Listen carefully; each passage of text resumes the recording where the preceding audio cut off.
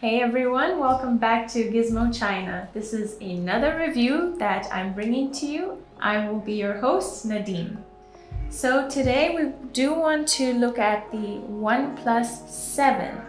Now a lot of people know or are more familiar with the OnePlus 7 Pro, but this is its little brother and we really want to focus on this one today.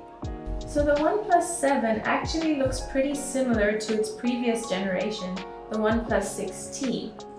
When we look at the phone like on first glance, the one thing that I did notice straight away was this the camera, just the way it bulges out. If you ran your finger along it, it's a little bit sharp. It's got a really nice, decent water drop notch curve here. And it's also got a double speaker. It's got a speaker at the top and the bottom, which is super nice for those who like to listen to music like me. So many eyes of smartphone fans are gathering on the OnePlus 7 Pro. Every OnePlus 7 fan is familiar with the OnePlus 7 Pro, but some of them know very little about the OnePlus 7, the true inheritance of the OnePlus 6T. The design of OnePlus 6T has received a lot of praise since its release in 2018. A year has passed, and we want to bring this expanded OnePlus 6T back to the table and find out whether this forgotten classic model is worthy of praise in 2019. From the appearance of the OnePlus 7, it's pretty easy to see a shadow of OnePlus 6T. Inheriting water drop notch plus a small chin leads to a comfortable visual experience on the smooth edges of curve. They both have a 6.4 AMOLED display with 2340 by 1080 resolution and 402 ppi. But about color adjustment on OnePlus 7, it's more likely to use a lower saturation solution, which makes it look more natural at the standard mode. Thanks to a smaller size and weight control at 186 grams, it also continues at a good experience of one-handed grip. Meanwhile, its physical press buttons, especially the 3-stage button, still provides a premium physical feedback. Let's look at its rear design. The bad news here is the bump-up camera. Because it's centered in the middle, it's really hard to forget the discomfort when holding the phone. Meanwhile, a circle of higher edges is designed to protect the bump-up cameras from scratching, while the edges here also increase the discomfort and cause dust accumulation as well. The OnePlus 7 uses a water drop front camera, which continues a super fast experience when you turn on the face unlock, though it's not the safest option. It really improves efficiency when we fragmentedly use the phone. And you're not able to have the same fast experience of facial unlock on the OnePlus 7 Pro because of the pop-up camera. And it's pretty weird if you raise a camera every time you wake up the screen. Well, if you don't feel like facial unlock, OnePlus 7 has the fastest under-screen fingerprint unlock for you. About the OnePlus 7's hardware setup, the most significant updates are the better CPU and better flash memory. Its performance also got reflections on different benchmark apps. OnePlus 7 and 7 Pro are the first models to use the latest flash memory, the UFS 3.0, while even most flagships are still using the UFS 2.1. Literally, the UFS 3.0 would significantly improve the speed of file transfer and efficiency of app installing. Through running the storage benchmark, the advantages of UFS 3.0 are mainly presented at the sequential read and write. In a simple comparison, the transfer speed of OnePlus 7 almost runs twice as fast as the UFS 2.1 flash memory on Xiaomi Mi 9. And we also compare their speeds of installing apps and transfer. The UFS 3.0 did achieve a faster result. Another updated feature is the stereo speakers. Similar with OnePlus 7 Pro, the sound system also got the Dolby Atmos certification. Here we also bring the Xiaomi Mi 9 with single speaker as a reference. Let's listen to what we got.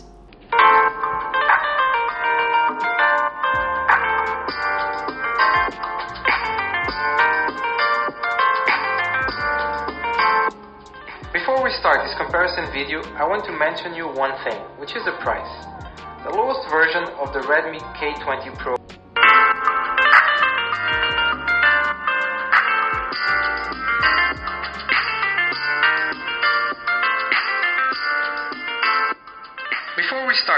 comparison video, I want to mention you one thing, which is the price.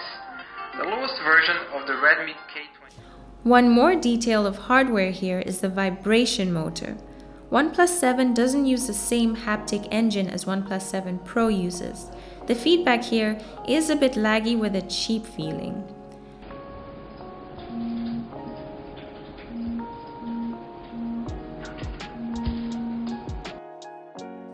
There's not much surprises on the battery and the charging of the OnePlus 7. 3700 mAh now is only a middle-range setup in the market since most flagships in 2019 have a 4000 mAh capacity. However, the actual battery performance of OnePlus 7 is better than the 7 Pro. I think the reason here is more about that premium display of 7 Pro, which consumes more power. Though you can only have a 20-watt charging adapter for OnePlus 7, it actually takes 70 minutes to get a full charge, which is quite close to the OnePlus 7 Pro with 30 watts fast charging. Meanwhile, though we can see the same 20 watts charging adapters in both boxes of the OnePlus 7 and 6T, the charging speed of 7 is a bit faster than the 85 minutes of 6T because of a more aggressive charging strategy. After 1 hour PUBG gaming test, OnePlus 7 consumes 23% of power. The 6.4-inch display doesn't have any differences compared with the display on 6T. About the display, one improved feature that is worth talking about is the new DC dimming option. The DC dimming may also cause stronger color deviation, though I still suggest to you to turn it on under a low light environment to protect your eyes. Let's move to the camera. The main camera is upgraded to the IMX586 with OIS, which is quite common to be found in other flagships, while the second one is a 500 megapixel camera which only provides depth calculation. Well, such combination is pretty useless, especially when we compare it to most flagships which have an ultra-wide camera and a telephoto camera. Anyway, let's check the samples and see what we've got. OnePlus 7 has no problem on correct exposure and white balance. Let's zoom in a little to see its detail resolution. OnePlus 7 seems to get slight blurring on detail, especially the detail at the corners.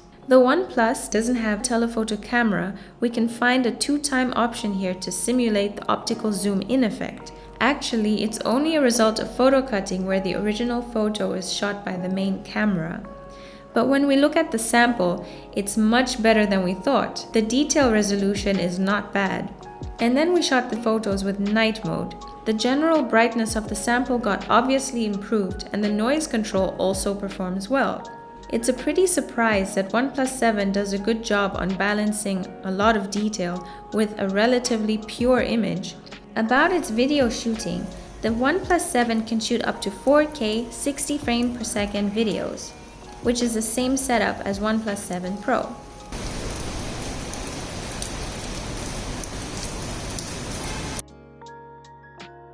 Thanks to the Snapdragon 855, OnePlus 7 no doubtedly has a flagship level performance on system fluency and gaming. We test OnePlus 7 through playing 1 hour PUBG Mobile. It is as expected that OnePlus 7 stably remained at a refresh rate at 59 frames per second without any laggy problems. And then we test its performance with the extreme graphics settings in Nemean Legends. The frame level stays around 30 frames per second, which is pretty close to the performance of OnePlus 7 Pro. OnePlus has been well known as a flagship killer producer, but this year they're not satisfied as a challenger. So they brought out the OnePlus 7 Pro and wish it can help improve the brand image. But considering the success of OnePlus 6T, they don't want to give up the successful model and design.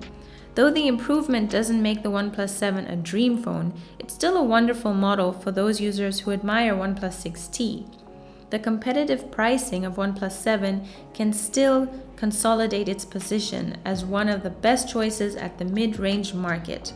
So, if you're looking for a smartphone which can provide a fast and fluent experience without spending a bunch of money, I think the OnePlus 7 could be a safe choice for you. So that's it for today. We were reviewing the OnePlus 7, not the OnePlus 7 Pro, its little brother, the OnePlus 7. And if there's anything that we may have missed or that you'd like to know more about it, just leave it in the comments below. If you have your opinions on how you feel about this phone, you can also leave it in the comments below. And yep, thanks for watching. Hope to see you next time on our next review. This is Gizmo China.